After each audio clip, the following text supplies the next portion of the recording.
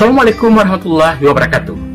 Para mahasiswa, bersua kembali dengan saya Profesor Dr. Ermanto SPD MHum dalam mata kuliah Dialektologi dari halaman Rektorat Universitas Negeri Padang melalui saluran TVET, saluran kebanggaan para mahasiswa. Pada pertemuan yang keempat ini, kita akan membahas topik tolok ukur pembeda dialek dan bahasa. Para mahasiswa, sebelum kita membahas topik ini, ingat pesan saya bahwa kita perlu berpikir positif dan kita harus berpikir sehat, karena berpikir positif dan berpikir sehat adalah kehidupan kita. Para mahasiswa, ikutilah uraian topik kita untuk pertemuan yang keempat berikut ini. Baik, para mahasiswa, pada pertemuan 4 dalam mata kuliah dialektologi ini kita akan membahas tolok ukur pembeda dialek dan bahasa. Dialek berbeda dengan bahasa. Dialek adalah salah satu varian dalam satu bahasa. Artinya pula, dialek adalah salah satu varian yang memiliki perbedaan-perbedaan kecil dalam bahasa. Dalam dialek yang berbeda, berarti penutur yang berkomunikasi dapat saling memahami. Artinya, perlu kita tegaskan, walaupun dialek yang berbeda, tetapi para penutur dapat saling berkomunikasi. Hal ini karena perbedaannya hanya berupa perbedaan-perbedaan kecil. Para mahasiswa, sekarang kita lihat hal bahasa. Bahasa adalah satu kesatuan dari beberapa varian dialek. Dari dialek yang berbeda-beda itu, bersatulah atau terdapatlah satu kesatuan bahasa. Bahasa adalah satu kesatuan yang memiliki varian atau perbedaan-perbedaan kecil suatu tuturan. Dalam bahasa yang berbeda itu, penutur yang berkomunikasi tidak dapat saling memahami. Para mahasiswa, ingat bahwa tadi sebelumnya, dalam dialek yang berbeda-beda, penutur masih dapat saling memahami. Sedangkan dalam bahasa yang berbeda, penutur yang berkomunikasi tidak dapat saling memahami. Baiklah, para mahasiswa, berikutnya perlu pemahaman kita bahwa dialek atau beberapa dialek itu membentuk satu kesatuan tuturan yang kita sebut dengan bahasa. Artinya, perlu kita pahami juga, bahasa terdiri atas beberapa dialek. Kalau begitu, adakah tolok ukur atau patokan untuk membedakan dialek dan bahasa itu?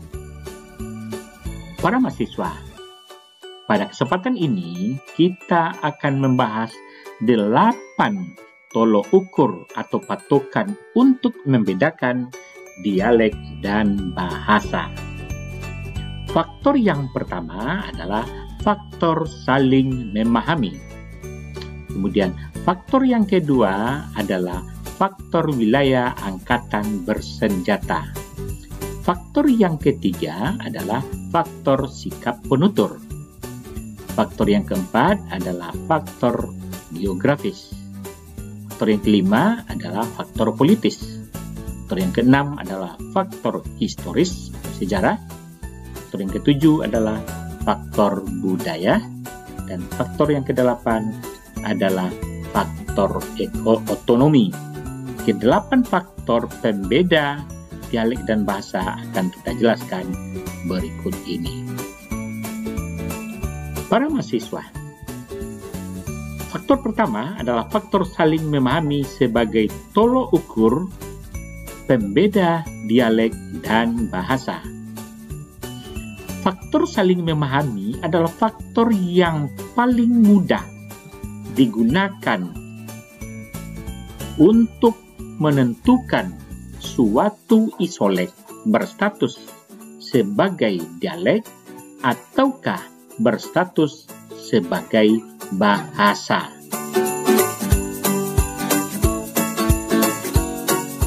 Para mahasiswa, pengujian faktor saling memahami ini dapat kita jelaskan berikut ini.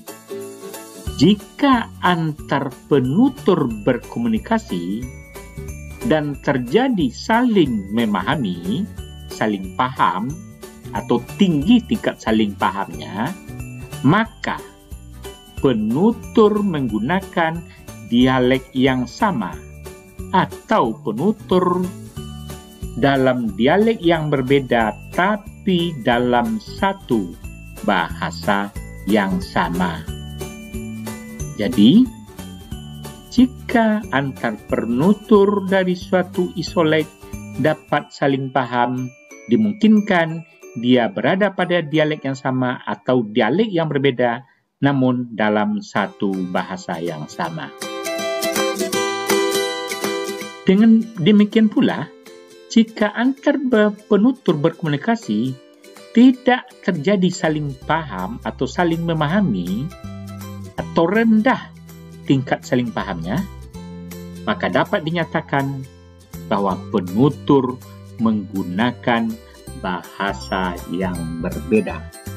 Jadi, para mahasiswa, ada dua kata kunci.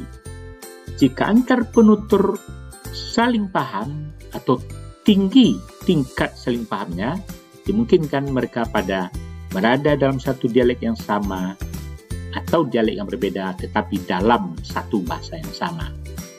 Sebaliknya, jika rendah tingkat saling pahamnya atau tidak terjadi saling paham, maka penutur itu menggunakan bahasa yang berbeda.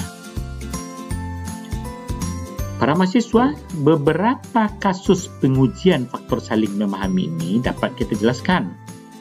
Penutur bahasa Malaysia,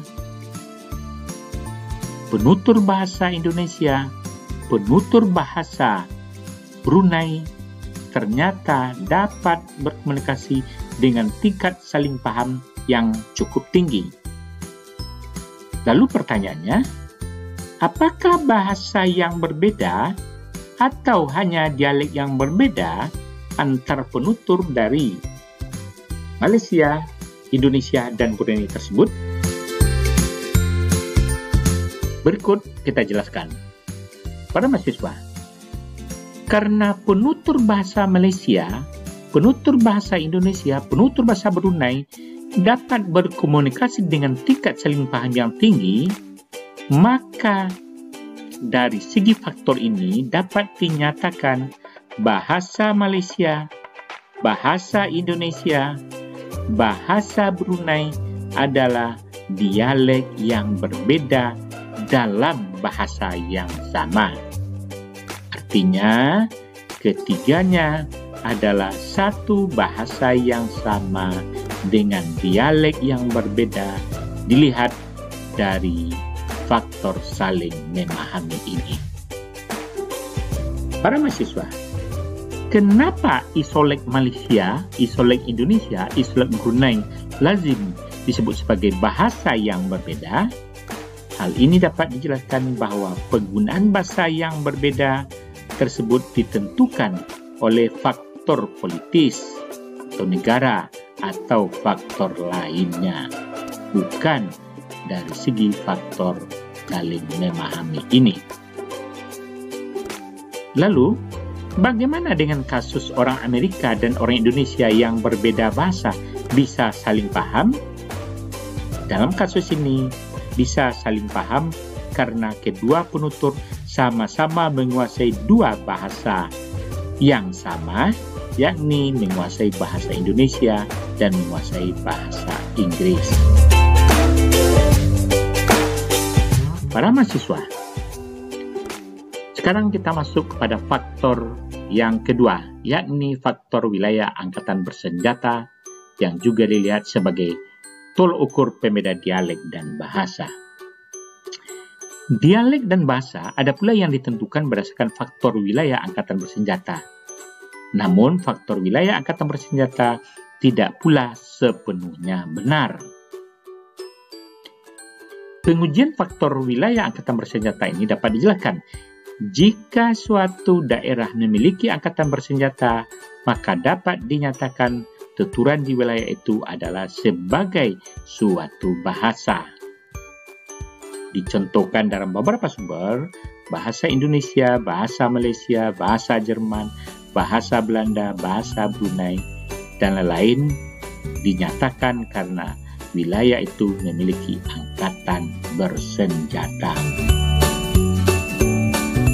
Para mahasiswa, pengujian faktor wilayah angkatan bersenjata dapat juga dijelaskan bahwa jika suatu daerah tidak memiliki angkatan bersenjata, maka tuturan di wilayah itu adalah tidak sebagai satu bahasa, walaupun diakui hal ini tidak sepenuhnya benar. Dapat pula dijelaskan jika suatu daerah tidak memiliki angkatan bersenjata, maka dinyatakan tuturan di wilayah itu adalah tidak sebagai suatu bahasa. Namun hal ini tentulah tidak sepenuhnya benar seperti yang dijelaskan sebelumnya. Pernyataan itu tidak sesuai untuk bahasa daerah yang tidak memiliki angkatan bersenjata. Kita dapat melihat, misalnya, bahasa Minangkabau, bahasa Mentawai, bahasa Nias, bahasa Kerinci, bahasa Melayu, bahasa Lampung, bahasa Jawa, bahasa Sunda, bahasa Bali, dan lain-lain tentulah tidak memiliki angkatan bersenjata. Para mahasiswa, berikutnya kita lihat faktor yang ketiga, faktor sikap penutur sebagai tolok ukur pembeda dialek dan bahasa. Sikap atau pendapat atau pandangan penutur dapat pula menentukan apakah itu dialek atau bahasa. Bahasa atau dialek hanya ditentukan atau disebut sesuai dengan pendapat penutur saja dan sesuai pula dengan nama daerahnya. Seringkali penutur menyebut, atau ini adalah pendapatnya, sebagai suatu bahasa sesuai dengan nama daerah tempat tuturannya. Para penutur bisa saja menganggap bahwa bahasa yang digunakannya adalah sebagai bahasa Rengat, sebagai bahasa Solo, sebagai bahasa Lubuk Linggau, sebagai bahasa Air Haji, sebagai bahasa Indrapura, sebagai bahasa Muko-Muko, sebagai bahasa Enggano, sebagai bahasa yang lainnya. Artinya, seringkali penutur menyebut atau pendapat itu sebagai suatu dialek hanya sesuai dengan nama daerah tempat tuturannya itu, seperti yang kita sebutkan tadi. Para mahasiswa, kasus atau faktor sikap penutur sebagai tolok ukur pembeda dialek dan bahasa dapat kita jelaskan bahwa penentuan atau pembedaan dialek atau bahasa berdasarkan faktor sikap atau pendapat penutur memiliki kelemahan karena tidak berdasarkan bukti-bukti bahasa yang kuat. Penentuannya hanya atau semata menggunakan nama daerah tempat penutur tersebut.